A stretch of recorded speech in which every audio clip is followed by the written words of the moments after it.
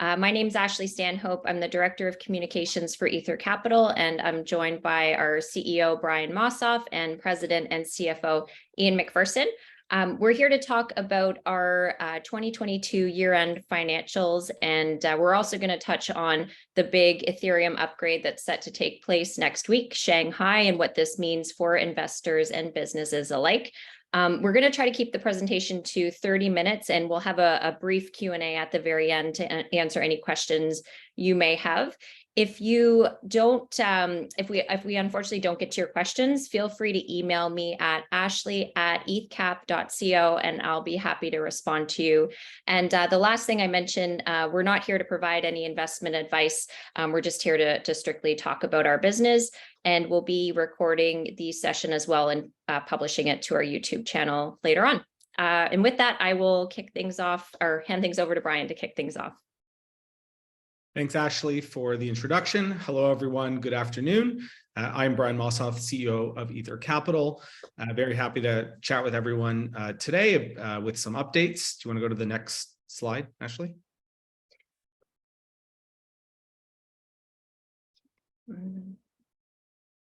Nope, back one. Yeah. This one?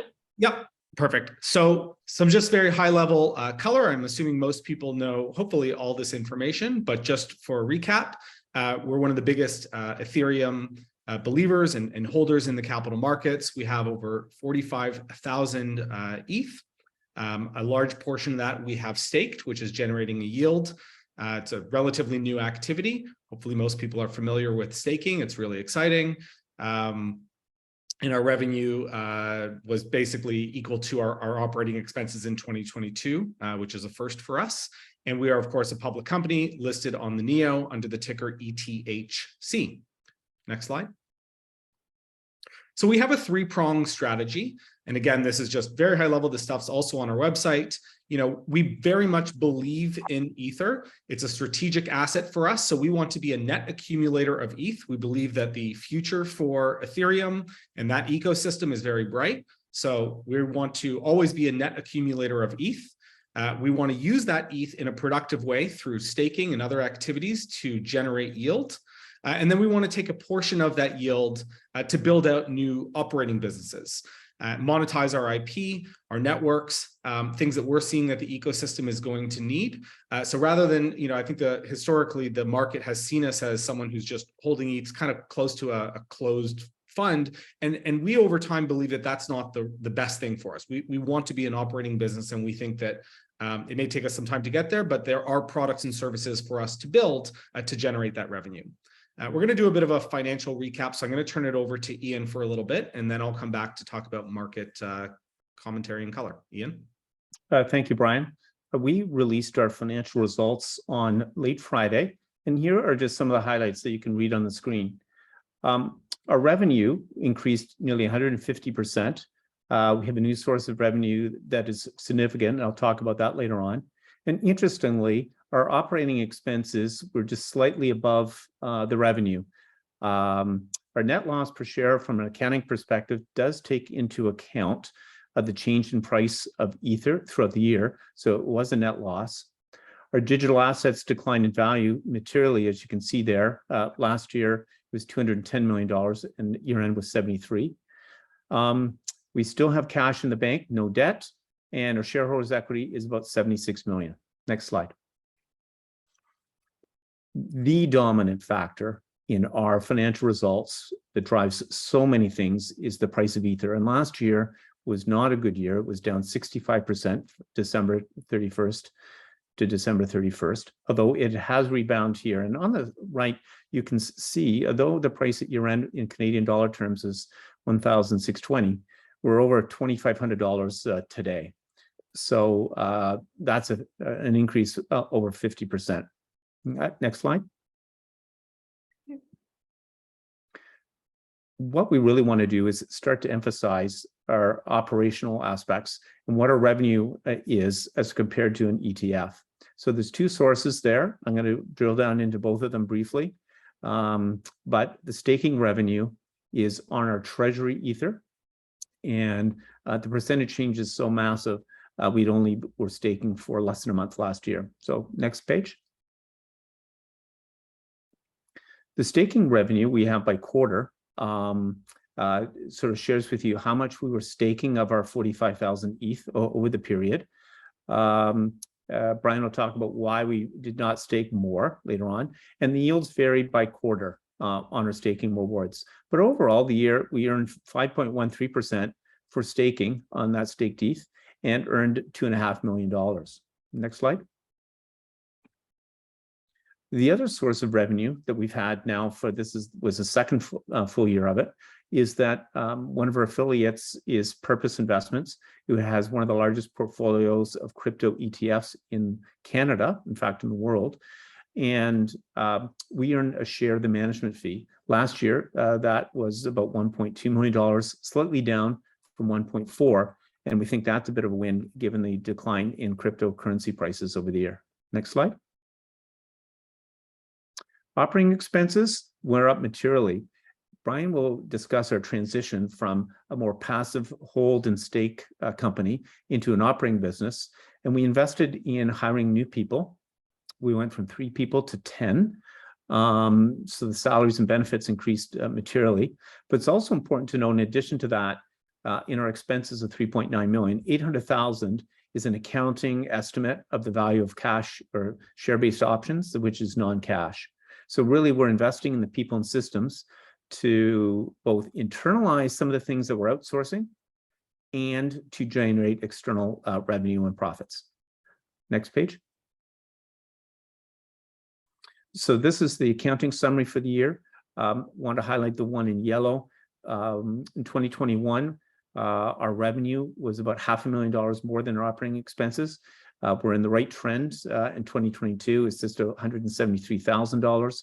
And our net income per share last year was 5 cents versus a loss of $1.73 this year. But the financial results, the net income loss after other comprehensive income, $128 million, is totally a reflection of the mark-to-market difference in our digital assets. Next page. Now, one of the things that we announced in our results is the necessity to restate what we call our comparative 2021 financials. And I'll explain what it is. It wasn't a re-audit of the whole set of financials. There was only one item that was missing due to IFRS last year. It has no cash impact.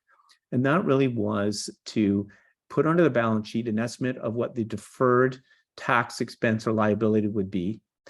We began doing that in Q2 last year, but hadn't done it for the full 2021 financial year. So we did that. And it's only going to happen if we triggered the capital gains, these deferred income taxes. So it's somewhat theoretical. We have no intention to sell our Ether and trigger those capital gains. And I think that's an important thing. These tax expenses vary nearly every day. Next page. So what is our asset values? We have a comparison there. Our Ether went from 204 million down to 73, although that has rebounded today. It would be closer to 115 million, a big rebound in the price. We had a non-core portfolio investment called Wire based in San Francisco. We wrote that off. There's more detail in our AIF and financial statements. So we thought it would be interesting for everyone to understand what's the book value for tax of our assets. And so it's about $59.8 million in 2022 at year end. We had unrealized capital gains of 13.1. We have no intention to trigger those capital gains. And so we've put forth a deferred tax liability of $2 million for that. But we have tax loss carry forwards over $20 million. On a net basis, we have no deferred tax liability at year end. Next page. This is what our balance sheet looks like. It's really clean. We have no debt. We had no debt last year, no debt this year. The only thing that was legacy last year we had to restate is the deferred tax liability of $15.6 million. We don't have that tax liability this year. And our shareholders' equity, as you can see, was down 63%, largely due to the decline in the Ether price. Next page.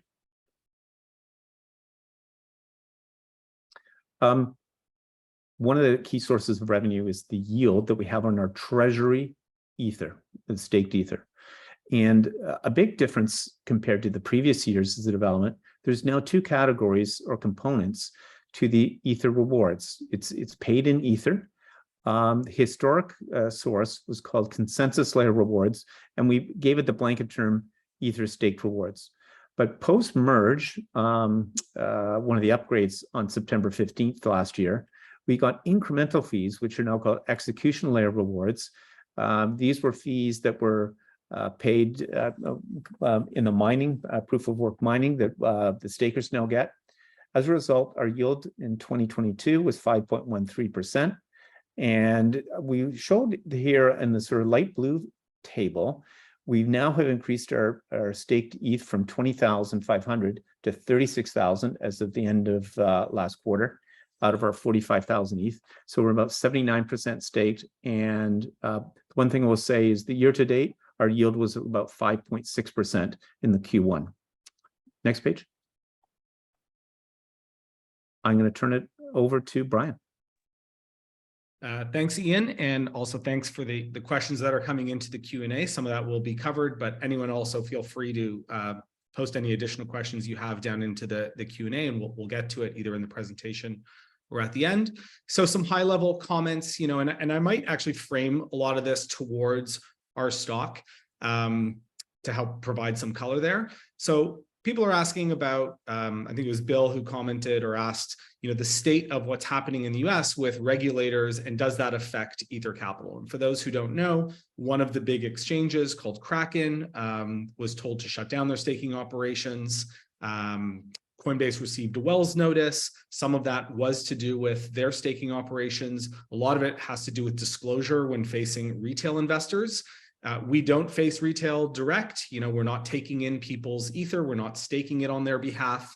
So those are not issues that we are seeing at the present time. I can also say that in conversations with the regulators in Canada, it's a far friendlier set of conversations that the platforms are having. I think there is a path, there is a path towards registration in Canada for the crypto trading platforms. So it's a much better environment to operate in. How Ether Capital will build businesses out facing some US customers may change. This is, of course, an ongoing situation, but it is much better to operate up here currently. I'm not going to say too much about the stablecoin stuff that was going on recently with Silicon Valley Bank and USDC, one of the biggest stablecoins in the industry, but certainly there's a lot of eyes from government and regulators in the US on what the future of this industry is going to look like. And us not running an exchange or facing retail, I think, is going to work to our advantage. How has crypto evolved over the last quarter? One of the things when we think about the discount to NAV is a lot of the sentiment in the market, both from institutions, either their sentiment or just ability to buy our stock. There's a lot of pens down that happened in the post-FTX world. My suspicion is that they will want to come back to the asset class and participate. They'll look for access points, whether that's in the near term or a year or two away, I don't know.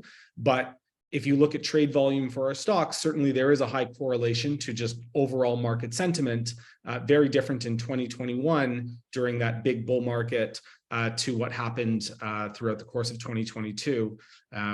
Sentiment did start shifting around, I suppose, spring with the fall of a number of players in the industry. Before FTX, there was Voyager, Three Arrows Capital, BlockFi, other high-profile players.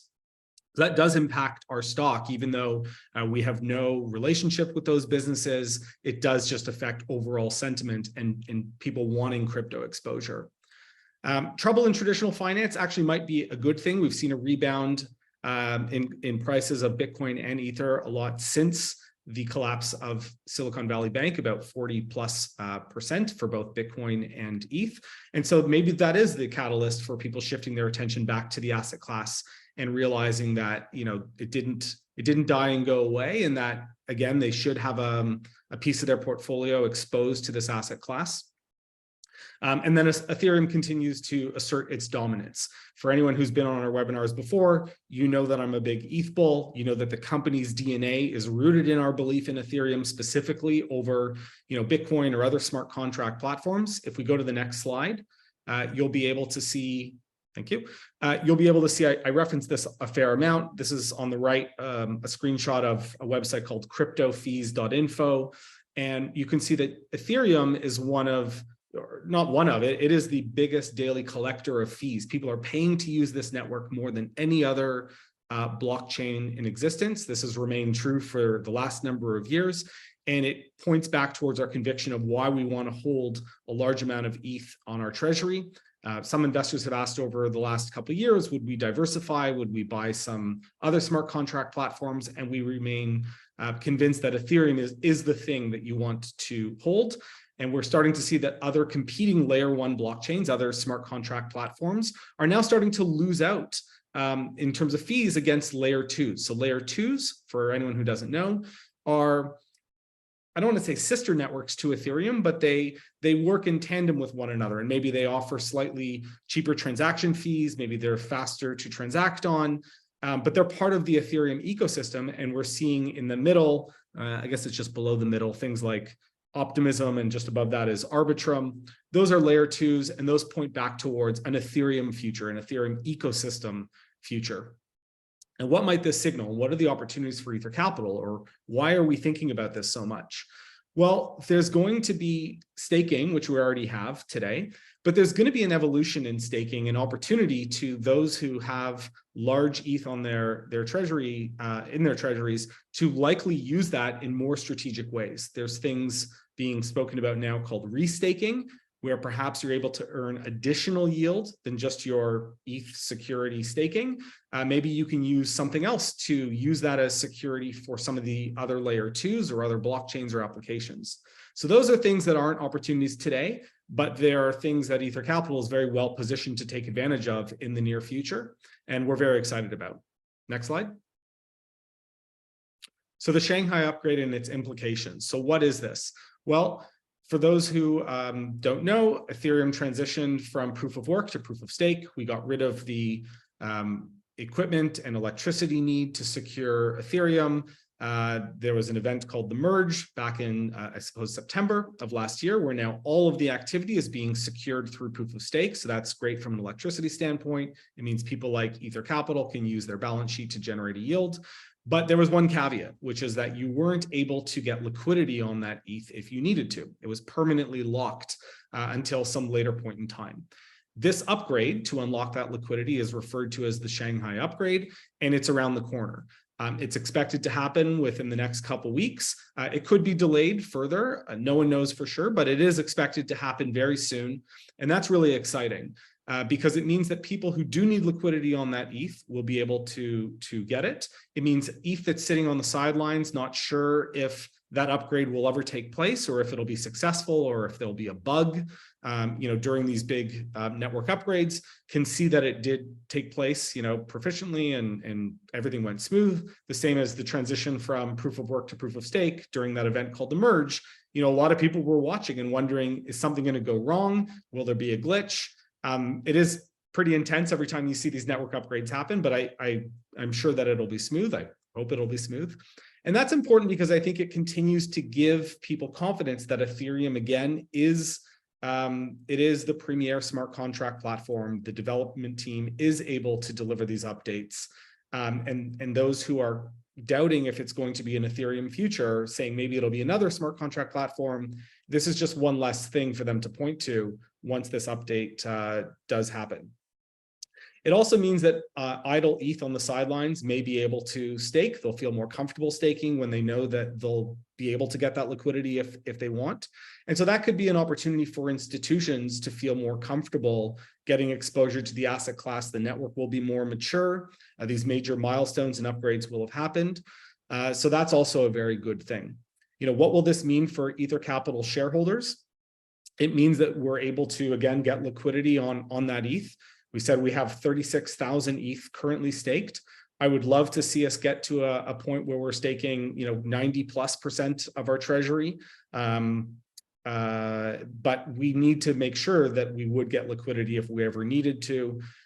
For those who have been following our story for years, we went public in, I guess, the spring of 2018, when the price of ETH was $687, $700 USD. And at times it was as low as $100. So it's, of course, a always been a very volatile asset class. And so having liquidity on our balance sheet is very important. So when we can stake and unstake, that means we'll be able to generate more yield. There are, of course, potential risks with this update. I already mentioned some of them. Something goes wrong. Maybe it gets further delayed and we don't get that liquidity as soon as we had hoped. We'll see what happens over the coming weeks. And I already talked about the last point. Next slide. So new business update. We launched a beta version of this dashboard, and the genesis of this product, for those who don't get our newsletter, monitoring your validator performance and doing the financial reporting is something that is not yet mature in the ecosystem. It's not easy to do. It's a bit of a black box when you stake. Some of the staking providers will offer some financial reports every month. They don't really show you what's happening daily. And the future that we see coming, especially in a post-FTX world, is you're going to need diversification. If people are going to stake at scale, institutions, big structured products, you shouldn't just have one provider, one custodian, one staking provider, and hope for the best. And we want to enable the future where people are able to have multiple validators, multiple service providers, monitor it in one place, and deal with the financial reporting. And this is the first product that we put out there to the community to give us feedback, to tell us what features we're going to need. The first features we implemented were ones we wanted internally to do our own reports and our own monitoring. But we think that this is going to be an important tool for the ecosystem. And it also tells the market and everyone on this call that, as we said before, we want to play at that infrastructure and base layer of the protocol level. We're not looking to build businesses around the metaverse or DeFi or NFTs. Doesn't mean maybe one day we wouldn't consider it, but we think that our wheelhouse is really about core infrastructure for other institutions, large treasury holders like us. You know, what kind of things are they going to need? And what do we think we can charge for? This is not the final product. This is not what we thought, you know, the business is just forever going to be. This is the beginning of something. This is the beginning of reorienting ourselves from just being an asset holder to one who has technical in-house capabilities to build these types of products. So that's really exciting. Next slide. So we had a question in the comments from Clark asking about, you know, the discount to NAV. I spoke about it a little bit. And of course, we do think that, you know, or we recognize that it is frustrating. Our discount has been there now for, I suppose, about 2 years to varying degrees, and it has widened in the last number of months. We share in the frustration. So I want to make sure I make that clear that we are aware that it exists. It is as frustrating to us as it is to our shareholders. We do think it is going to take some time to completely eliminate. I'd like to see it close as best it can over the coming months, and hopefully market sentiment will shift some of that. But the last big piece to close that, either back to NAV or to a premium, is going to be about doing more than just holding ETH and staking it. It is going to require building these businesses out over the next year and showing that we are an operating business and able to deliver on those. So the investors, or the right investors for us, are ones who are long-term believers in Ethereum. They're ones who understand that there's an opportunity here to build out some of these types of business lines. For people who want daily liquidity at NAV, you know, there are other products in the market that may be more appropriate for those investors. But we really believe that long-term, Ether Capital has a very strong value proposition and the right team to deliver on that. Next slide. Here's a slide that just does that comparison to what Ether Capital is, you know, versus other structured products in the market. We've talked about the discount.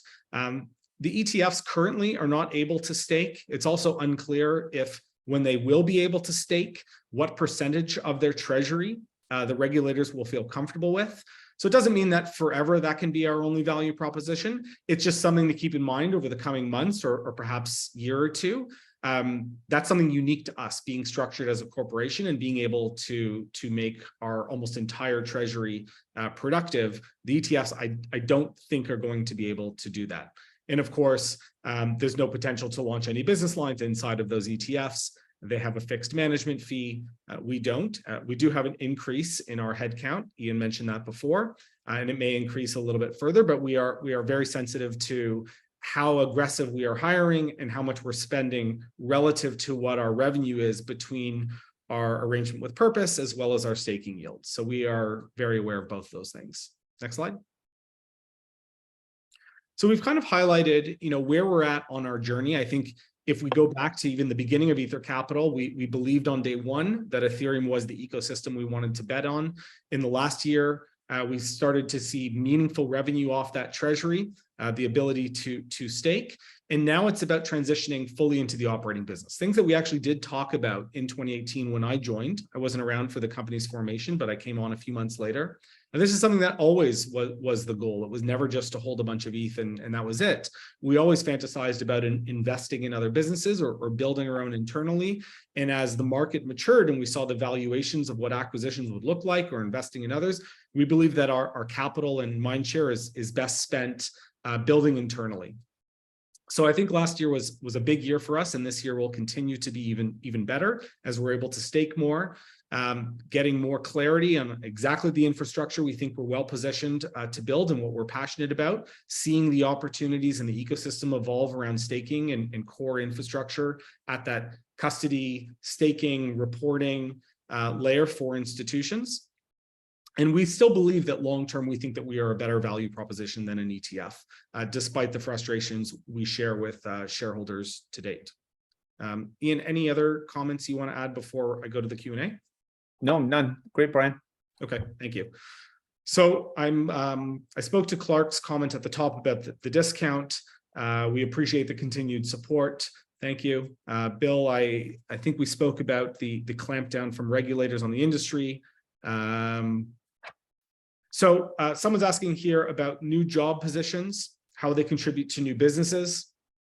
Our blend right now is kind of 50 or 60% tech, people who are on that side who are involved directly in building out the technical products that we want to launch. And then we have a product manager, and then a few people who are on the, between myself, Ian, our COO, a few people focused on outward facing business development and communications. So we're still a relatively small team, especially in tech or in the industry. Many teams are in the 20 to multiple hundreds of people, but we need to balance out how aggressively we hire with what we're burning. So as I mentioned before, we are sensitive to that ratio, and we need to be respectful of what risks we're taking, because there is a great opportunity around just making our treasury productive and that's it. But we think that there's more we can do. So we'll hire slowly over time. We probably will hire more tech members in the future, and that's exciting for us. We have not made our Ethereum addresses public, although I think that there are ways people have found our addresses online, and people are welcome to do that. Of course, the Ethereum blockchain is a public ledger that anyone can view. So people have found clever ways to find our addresses, but we don't put it on our website. And just for some color on that, if anyone wonders why, there have been times in the past where, let's say, we needed to move something to an exchange, we were changing wallets, we were upgrading wallets, and we don't want people to be spooked out in the market if all of a sudden they see our balance drastically go up or down because we were upgrading, migrating from one address to another because we were going to use a different smart contract for our ETH balance. That's why we've decided not to do that. It's not really for any other reason. It's mainly because we want to make sure that what we're disclosing is accurate. How do you protect the staked ETH in your holding from a security perspective? Our ETH does not rely on a third-party custodian. We run what's called a multi-signature wallet, meaning that there's multiple directors and management required to sign off on any transaction. So if anyone was planning to come over to my house, buy me a nice dinner and say, why don't you just send me some of the Ether? I'd love to do that, but unfortunately, that's not possible because it does require sign off from multiple independent members on our board, as well as management to move any of that ETH. We do monitor our staked position. We've disclosed before that we have partnered with a company called Figment, who are currently running our validators, as well as one validator being run by another service provider. And in the future, perhaps we'll use other providers or internal. Don't know. We'll see what happens. But we have the software now specifically to monitor their performance, to look to see if they missed blocks, missed attestations, make sure we're on top of what's happening beyond just what they're reporting to us.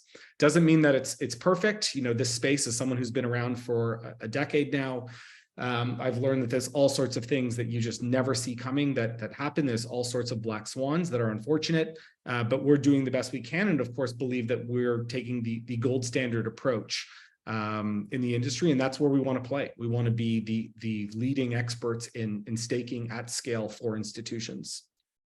Elliot's question: if institutions want exposure to ETH, wouldn't they just buy an ETF? Absolutely, that is possible. It really depends on, I suppose, the time horizon of what they wanted their position to look like.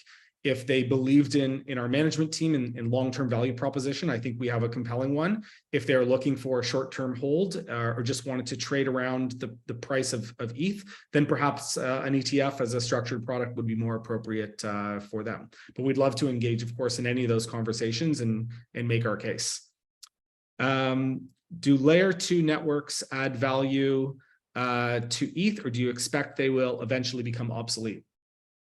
Really interesting question. We are seeing a lot of layer 2s launch and start to get a lot of asset activity on these networks. So again, for anyone who doesn't remember or follow this as closely, you have Ethereum as kind of a base layer, and then you can port your asset onto what's called a layer 2. There's many of them out there. They have different value propositions. And the question is, you know, if all this activity happens on this layer 2, why do we care about the base layer, or do the layer 2s over time become obsolete?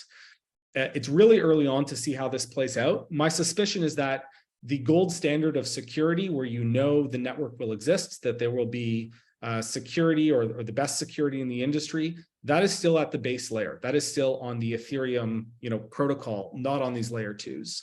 If I were to consider, even personally, moving some ETH somewhere, would I want to do that for a long-term hold on a layer 2 or the base layer? I'd probably prefer it on the base layer because I know that the base layer will be there. I don't know how things will shape up over time.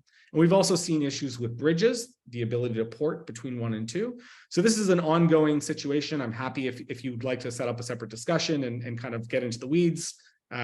Very happy to discuss that. The next question is, isn't that a good outcome? You will be able to repurchase shares at a discount, create more value. I suppose what we're talking about here is an NCIB, which we have done in the past. Our view is that we can do it. It's not something that we would rule out. We haven't communicated anything to the market at this point, if we plan to or not. It's something certainly on the table, but it does erode a lot of the cash that we have. If we wanted to use some of our Ether or our staked Ether rewards, we would have to sell that, take on the tax gain or loss, deal with some of the accounting, and use that in something that may or may not help build our business long term. There's arguments for and against this, something that is certainly not lost on us. But it's something we continue to debate back and forth. And again, long term, our plan isn't just to be an ETH holder in the capital markets that trade around NAV. We want to trade at a premium. And the only way to get there is going to be through reorienting our shareholder base from an asset manager towards a operating business with meaningful revenue. The next question kind of is the same, sell Ether, pay out cash to shareholders. We have no plans to pay a dividend at this point, perhaps one day in the future, but right now our efforts are all set on operating businesses and generating meaningful revenue beyond just that we've taken in from our consulting arrangement with Purpose. And some of that will come through more staking, and then some of it will be through some of the products that we have in the pipe. Next question, which layer 2s built on ETH are you most excited about? And are there any underlying verticals you'll believe see an uptick? I already talked about, I follow DeFi, the NFTs in the metaverse, although probably less of the NFTs in the metaverse lately. Not that we're not excited about them. Don't know which ones will pop. My view is that DeFi has a lot of regulatory risk that needs to be sorted out over the coming 6 to 24 months. and there's better ways to get yield. Almost all the DeFi lending protocols right now are not paying out much more you can get on just USD, and they carry different risks, not just regulatory, but smart contracts. So we'll see what happens there. Specific layer twos that are interesting to us, can't really comment. We have a board member who's behind Optimism, so I follow that closely and excited about what will come there. But I don't, to be very candid, I don't spend a huge amount of my day reading through the white papers of these layer twos, but very exciting to see the ecosystem evolve. Bill's apologizing, no problem. Do we think things will move towards the Bitcoin network? Before I answer this, by the way, I will say thank you for everyone who's attended. If you have to hop off, not a problem. If you have any additional questions, please either email Ashley or myself, brian@ethcap.co. It may take a few days to get back, but please feel free for any question, not even related to our stock, but just the ecosystem. Happy to chat about that. And thanks for joining if anyone has to hop. But I will continue on with the Q&A, and it's probably the most engagement I think we've ever had. So that's nice to see. So Bill's question was about Ordinals. Ordinals is an NFT project that launched on Bitcoin.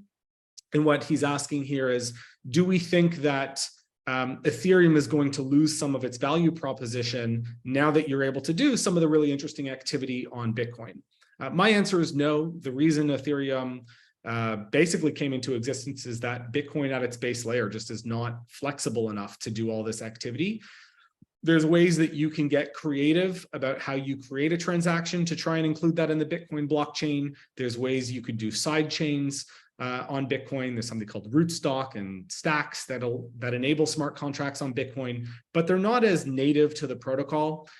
Doesn't mean that activity won't move over there or shape up. That's interesting, but right now I just don't see the mind share leakage from the Ethereum community. So I'm not alarmed at this point, but interesting to see that happening in the Bitcoin community. So the next question is about the price appreciation of ETH relative to our stock. Again, we're not an ETF, so we don't trade in line with the price of ETH. There's been times where we've traded higher than the price appreciation in ETH. There was a period in late 2020 to the first few months of 2021 where we were actually traded at a large premium to our NAV. So again, we're not going to track perfectly in line with ETH. We hope to do some of that over time with a closed discount, and ultimately at some premium once we have more clarity provided to the market on what our revenue looks like from our operating businesses. And then, of course, as someone's pointing out in the comments here, we do have added costs. We're adding new employees. And so, yes, as we add to our headcount, our burn does go up. So we are sensitive to that and have to be careful how quickly we hire staff. And unfortunately, someone's saying here, patience running thin. Again, we share in the frustration, but we're not going to be a company or a ticker that trades at NAV daily anytime in the future. So for those who want daily liquidity at NAV, they'd have to consider why hold our stock. We hope and believe that there are reasons too, but that's up to the individual investor. Last comment, question at the very bottom here. How many weekly active users do you have on the dashboard right now? When do you expect to generate revenue from one of your services? The market needs more insight on timing and the size of the potential. Yeah, no problem. So the number of beta testers we haven't disclosed, it's sub 100, but the feedback has been very valuable because it's given us intel on the type of customers who need this product. And we've had beta testers, everything from a solo staker running one validator to solo stakers who run hundreds of validators, as well as institutions, people who look closer to Ether Capital, who are trying to figure out how they're going to monitor either a third-party service provider or validators that they're running in-house.